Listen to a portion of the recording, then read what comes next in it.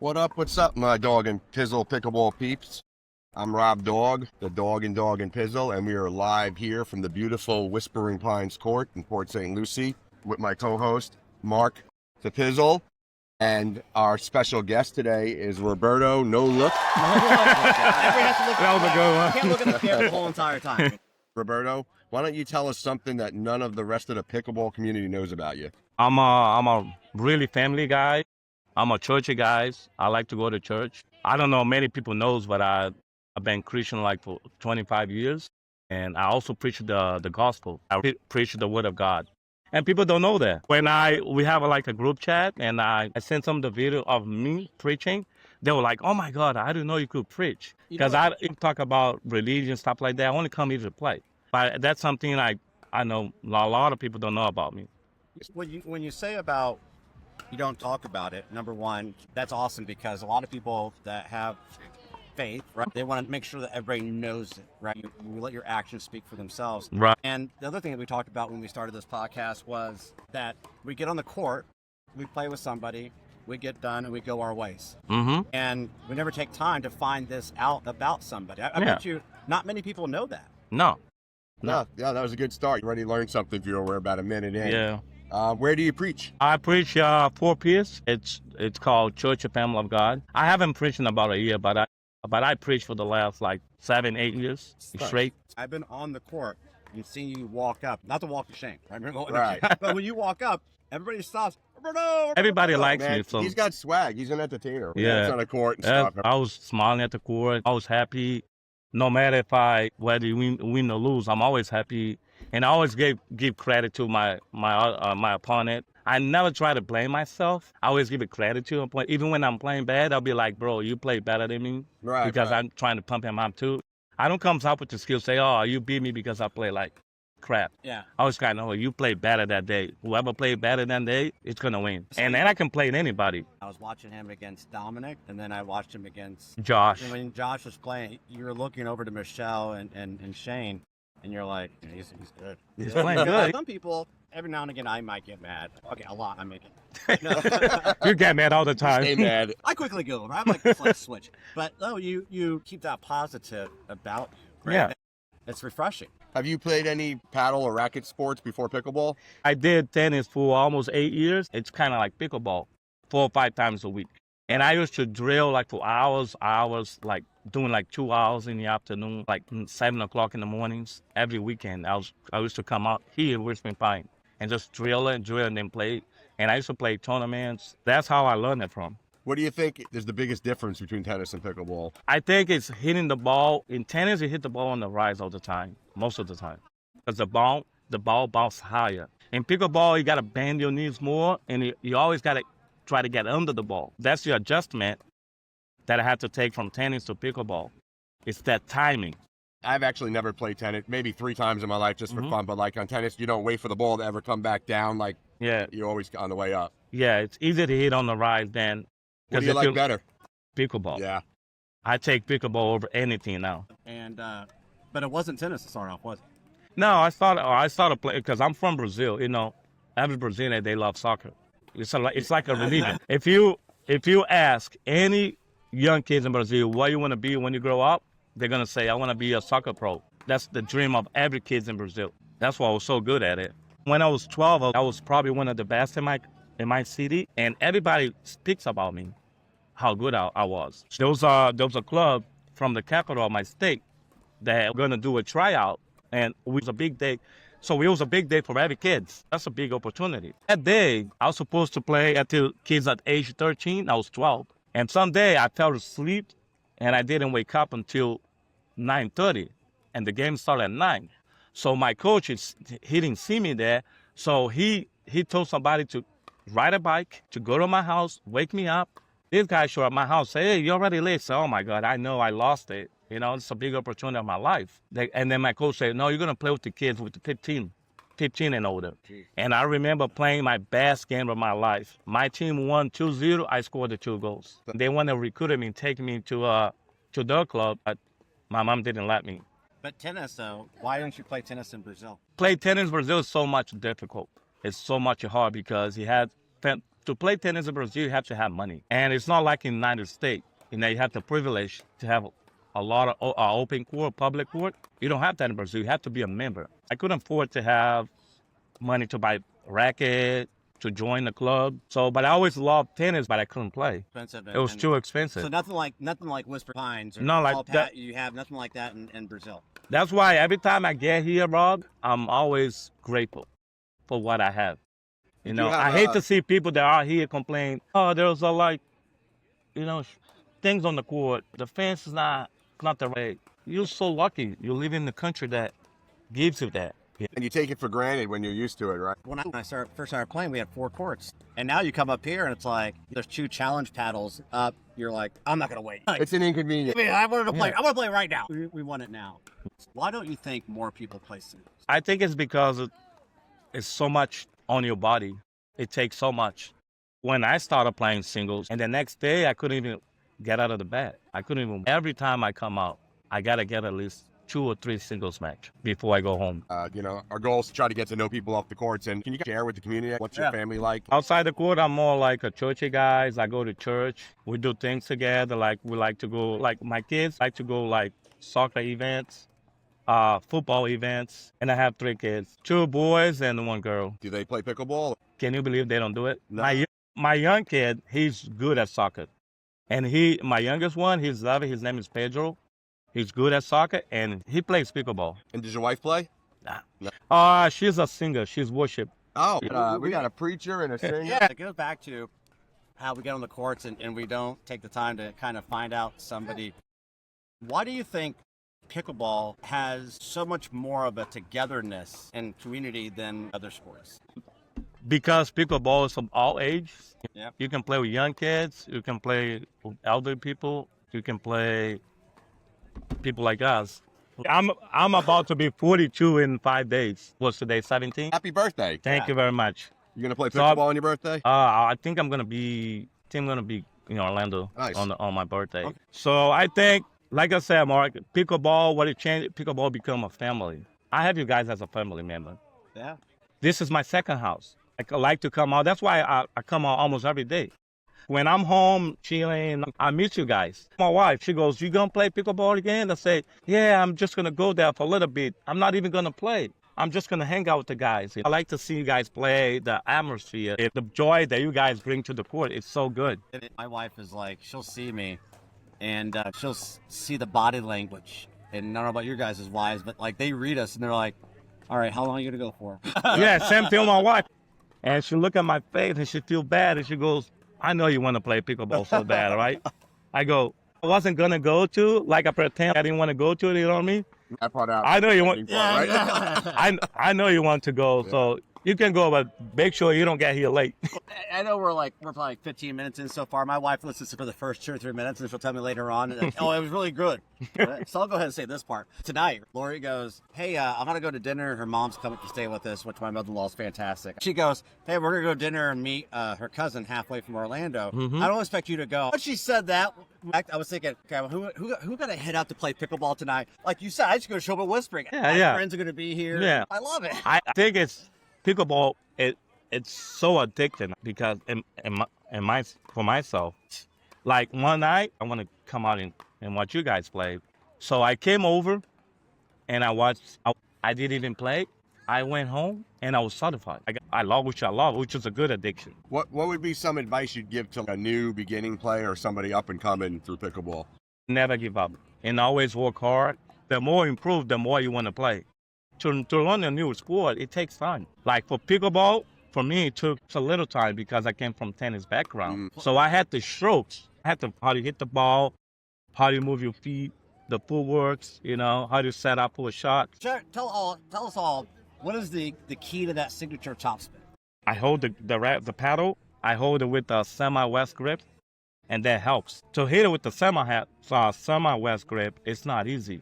But once you figure that out, it becomes so much easier to hit a topspin. And because you really see the ball and just brush it. my Western grip is how do you grab the paddle? Right there. There you go. All right. No, my paddle. Well, maybe if he touches mine, I'll have some good luck. Yeah, he needs to make love to it. So the continental grip's like a handshake. Yep. This is the continental grip. Can you show the camera? A little? Yeah, Yeah. go ahead. So this is the continental grip, all right? And then we got the western grip. You just turn a little bit. They just taking that corner edge Yeah. and tucking it into the. Okay. So you basically put a paddle on the floor Put it and grab pick it. it up just like that. Yeah. Okay. Yeah. That makes sense. And then you can just really brush it, you know? Use the wrist and just You're not- brush it hard. So we just played a game against you guys, and one thing I noticed about all his shots is they come in. I probably never called so many freaking balls out that landed a foot in the back of the court. Even your serve. We played singles together before, and I got 1 point. I take pride in that 1 point. Hey, man. That serve comes in and literally drops like on that back line. I almost want to be another 4 feet back when the shot comes in, so I have And some it kind time of to, like, kicks up. attack. It kind of kicks up. Yeah, Yep. I can't hit it the way I want with even the fence this far back. It just comes in so deep and comes up. And I also use a semi-west grip to serve. Yeah. What do you think makes somebody a good partner? Some people will say, most of the people will say, oh, the skill level, the technique.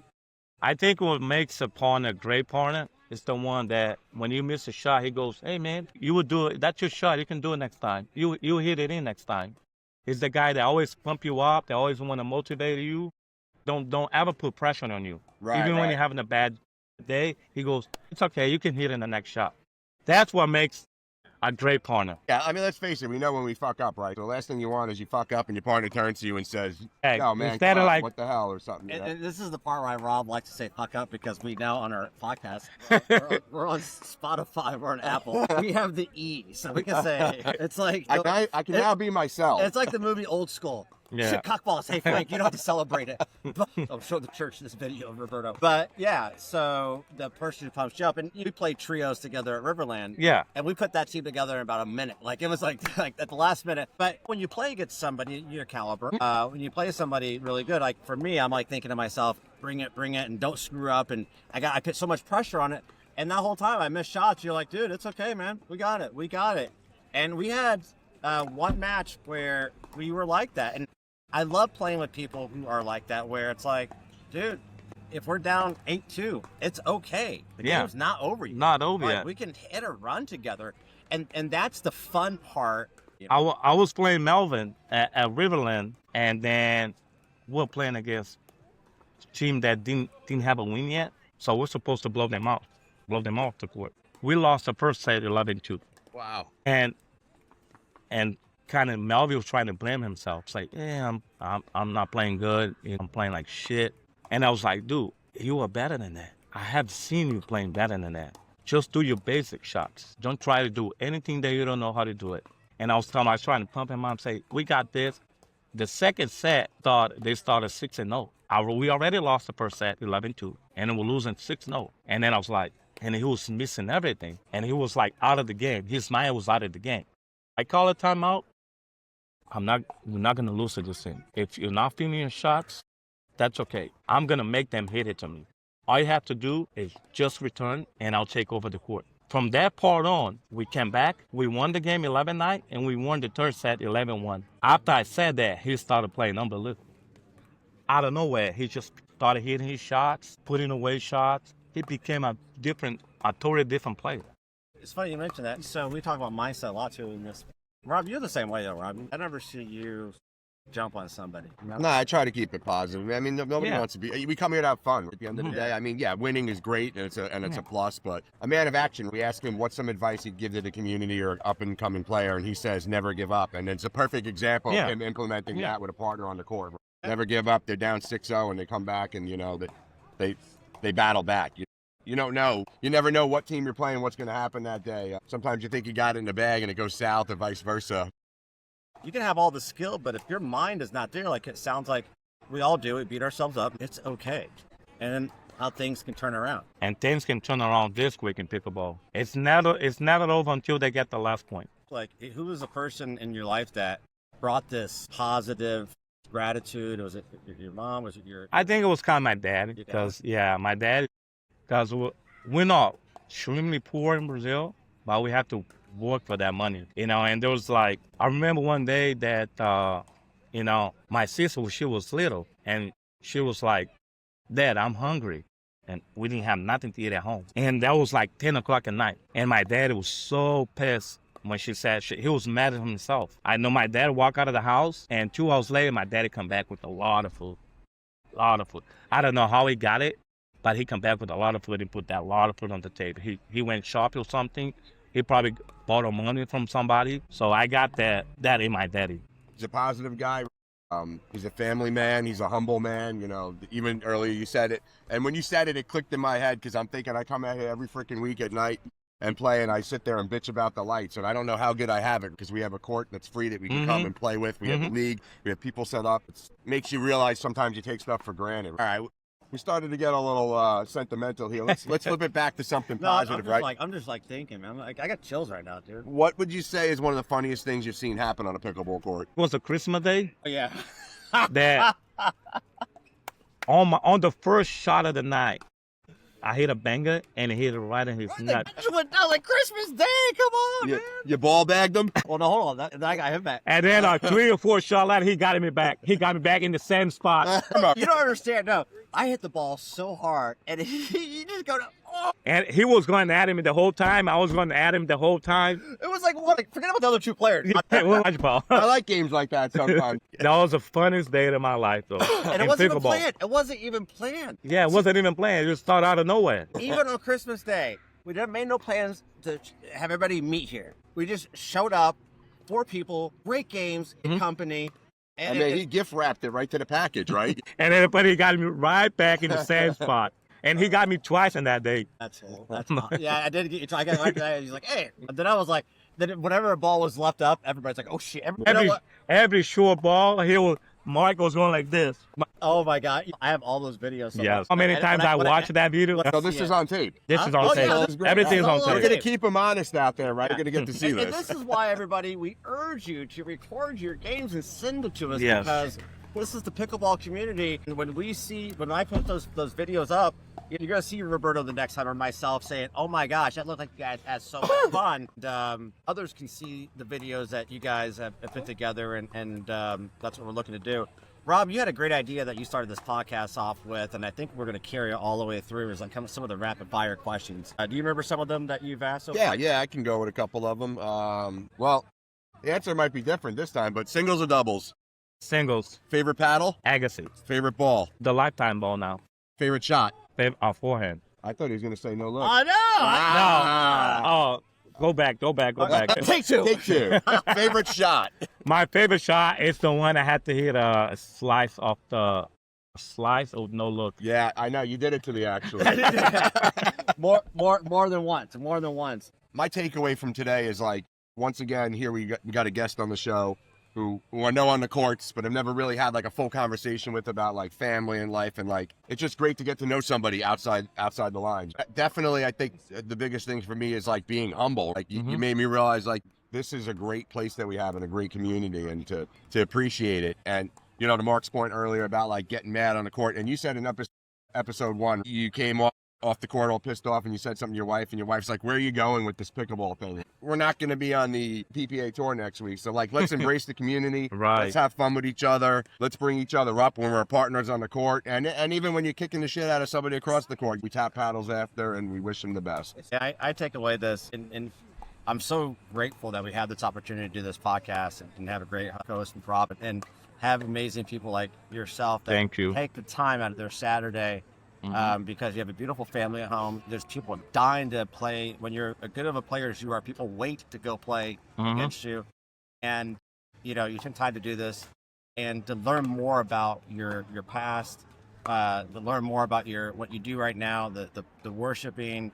And I hope this is something that everybody can take away is that, yeah, get out and play games with people, but also take a minute to get to know them. Take a moment to ask them something, because you never know what you'll learn that day. And it's a great opportunity. Roberto, parting words you want to leave the audience with? What I wanted to say is, like you said, just don't come out and just play. Try to get to know more and more. You know, try to make friends. You know, make a friend like it was part of your family. Like Marc is like, for me right now, it's not just a friend. It's like part of my family. Come over here and try to play with the other peoples. Try to get them know better. Try to remember their names, because We all know everybody's names. I think everybody at Whispering Pine knows my name, just because I talk to everyone. So I've seen people that come up with the group and they just stay there and they don't talk to nobody. I don't think that's a good idea. I think if you want to come out to a public like this, to a community like this, try to get to know everyone. I think you're going to be more open. That's my advice. So I'd like to give a quick thing before we go. Let's give you the opportunity to tell us about what's happening in about a week or so here, or 2 weeks. You got an event coming up. What is that? Oh my God, it's going to be a big thing. I can't wait. It's going to be almost 2 weeks from now. So what is it called now? It's a singles night. So, I mean, guys, tune into that. That's going to be It's out called here. Talk. Melvin's going to be streaming Talk that, is right? cheap. Talk is cheap, right? Yes. So talk in the is spirit of talk is cheap, I'd like to propose something real quick. We just played a game out here on the courts. I'm going to say that me and Roberto are going to play Marc and Jordan next. And what do you think the most amount of points they're going to get off is going to be? On you guys? Against me and you. Marc and Jordan versus me and you. Talk is cheap. I say they can get at least 3 points. 3? Yeah. 3? I was going to say no more than 6. Hell no. Is the challenge accepted? Now it's on. Now it's on like Donkey Kong, all right? We got to let Jordan know because he doesn't even know. Yeah, I'm saying no more than 6 for those two. Oh, no. Hell no. And we're going to record that game, too. And that's going to be actually at the end. So what we're going to do, we can turn this into a giveaway of some sort that if you send the comments below, once we get enough comments, then we'll post the final score to see who got it right. And you never know, there might be a prize because we talk about giving away swag. There might be a Dawg and Pizzle podcast shirt for you in the works. But Rob, you do such a great job of taking us home. Thanks for tuning in. I mean, we got to get to know a little bit more about Roberto No Look Brigado today. Roberto No Look Regato. Thank you. That's on our show. Yeah. No look, Brigado. I'm hoping that, you know, we get to see more action on the court soon from you, and we're going to see that in a couple of minutes. I'm Rob, the dog father, the Dawg and Pizzle from the beautiful Whispering Pines of Port St. Lucie. And I'm just straight up Pizzle. Peace out. Thank you, guys. Nice. Awesome, man. Good job, man. Good job, Marc.